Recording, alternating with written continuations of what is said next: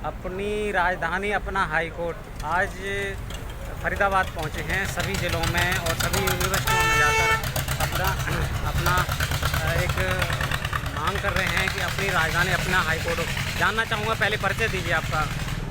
Sir नमस्कार, मेरा नाम बिमला चौधरी है और आज ये 22वां ज़िला है फरीदाबाद और यहाँ पर हम बहुत सारे पब्लिक प्रोग्राम करते हुए और आज यहाँ पर पहुँचे हैं। आज हमारे को यहाँ पता चला कि यहाँ पे नेता प्रतिपक्ष की कोई जन मीटिंग थी, जन संवाद मीटिंग थी, तो वहाँ पर हम मेमोरेंडम देने के लिए हम यहाँ पर आज पहुँचे हैं। तो सर ये जो एक मुहिम आप देख पा रहे हैं, अपनी राजधानी, अपनी हाई कोर्ट, अपनी धरती पर, तो करीब हम सैकड़ों प्रोग्राम पूरे हरियाणा में साल भर से कर रहे हैं और सारे बड़ी बड़ी हरियाणा के जो संगठन हैं, बड़ी बड़ी खाप पंचायतें हैं, कर्मचारी संगठन हैं, सब लोग एक यही ऐसा प्रदेश के अंदर मुद्दा है जिसमें 36 बिरादरी, सर्व कर्मचारी, सर्व व्यापारी, किसान, जवान और चारों धर्म, चारों पंथ जो हरियाणा में अस्तित्व में हैं, वो सब के सब एक सुर में एक मत है। सिंगल एक ऐसा मुद्दा सपोर्ट में है, सपोर्ट में आपके सब सपोर्ट में है। एक सिंगल आदमी ने इस विचार का विरोध नहीं किया। आपने विधानसभा में ये मुद्दा उठवाया, विधानसभा में बात पहुंचाई? नहीं सर, हमने पहले दिन से हम जनवरी में लगे थे, 1 जनवरी को, तो तब से लेकर अभी तक हमने सभी रूलिंग पार्टी, ओपोजिशन सभी को मेमोरेंडम सौंपा है। अच्छा। अब हम तो सिर्फ उनको ज्ञापन दे सकते हैं। उनकी तरफ से कोई अभी नहीं, कोई लिखित में कोई ऐसा आश्वासन किसी की तरफ से आया नहीं है और मुझे लगता है कि शायद आएगा भी नहीं, क्योंकि चंडीगढ़ जो राजधानी है वो 2 ही लोगों की राजधानी है, नेताओं की और अफसरों की। जी। हरियाणा की 2.5 करोड़ जनसंख्या के लिए वो सुविधाजनक नहीं है, तो इसलिए वो 2.5 करोड़ की है ही नहीं। सिर्फ हमारे नेता और हमारे नेता ही 2 महीने के लिए हमारे पास वोट मांगने आते हैं और पौने 5 साल इस राज सुख को भोगने के लिए एक आरामगाह की तरह चंडीगढ़ यूज हो रही है और सिर्फ हमारे को ये दिखाया जाता है कि चंडीगढ़ पे हमारा कब्जा कमज़ोर हो जाएगा।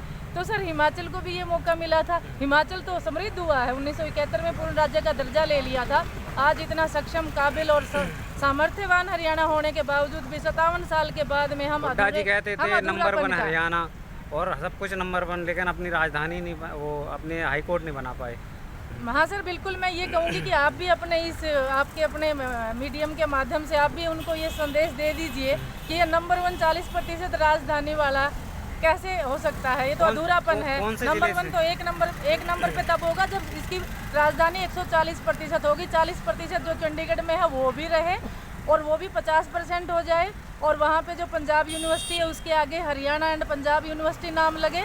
अगर वहाँ लगाने में नाकाबिल सिद्ध होते हैं जो भी लोग आने वाली सरकार में, तो वो कम से कम ये जो 2 बिल्डिंग्स नाकाफ़ी हो चुकी हैं, हरियाणा विधानसभा जैसे कि नई बननी है, हाई कोर्ट भी इनसफिशियंट हो चुकी है उसकी कैपेसिटी, तो वहाँ पे उन तीनों बिल्डिंग्स का वहाँ पे एक हरियाणा यूनिवर्सिटी हो सकती है, कोई और ऐसी हरियाणा का कोई स्मारक हो सकता है, संग्रहालय हो सकता है, यानी कि जो भी हम किराए का भी स्टेटस है उसको भी हम ये चाहते हैं कि 40 की बजाय 50% हो और एक फुल फ्लैश जो वर्ल्ड क्लास लेवल का एक शहर हम हरियाणा के बीच में राजधानी के रूप में विकसित होता हुआ देखना चाहते हैं। और उससे जो आज प्रदेश के अंदर सबसे बड़ी, यानी कि देश के अंदर प्रदेश में सबसे ज़्यादा बेरोजगारी की समस्या है, उसका समाधान भी उसमें जो वर्ल्ड क्लास नया सिटी एक बसेगा तो लाखों की संख्या में रोजगार जनरेट होंगे। तो मुझे नहीं मालूम पहले क्या वजह रही होगी, किसने किया नहीं किया, लेकिन आज इसकी बहुत ज़्यादा ज़रूरत है और ये होनी चाहिए। ये इतना अच्छा प्रपोजल आपके दिमाग में आया कैसे? सर ये जैसे अभी विधानसभा की मांग उठी तब ये लगा कि चंडीगढ़ ने कंडीशनल विधानसभा की परमिशन दी कि 500 करोड़ रुपए लेंगे, 12 एकड़ ज़मीन लेंगे। जब पंचकुला की 12 एकड़ ज़मीन लेकर के उसका नाम चंडीगढ़ रखना हो तो हम हरियाणा के बीच में जगह बना करके उसका नाम चंडीगढ़ रख देंगे तो कम से कम लोगों को तो सुविधा होएगी सर। फिर ऐसे ही जैसे एयरपोर्ट के 224 करोड़ रुपए हमारी जेब से ले लिए गए जब वो चंडीगढ़ एयरपोर्ट बना, जो कि इंटरनेशनल लेवल पे हरियाणा का तो है भी नहीं है उसमें, तो नहीं तो वो 224 करोड़ रुपए हमारे बचते और हम अपना हिसार का या हरियाणा का एकमात्र इंटरनेशनल एयरपोर्ट है उसको डेवलप करते। वो सिर्फ उद्घाटनों से ही सांस ले रहा है, सिर्फ इसी से ही अस्तित्व में उसका 19 बार उद्घाटन हो चुका है। तो वो कब तक उद्घाटन का मैसेज देना रहेगा? सर मैं यही मैसेज देना चाहूँगी कि अब इस वक्त बहुत माफिक समय है इस नॉन प्रॉफिटेबल मुद्दे के लिए। हमारी जनता मैं क्या कहूँ कि इस नॉन प्रॉफिटेबल मुद्दे के लिए अभी अगली जो सरकार बन जाएगी तो लोग जाएंगे नहीं।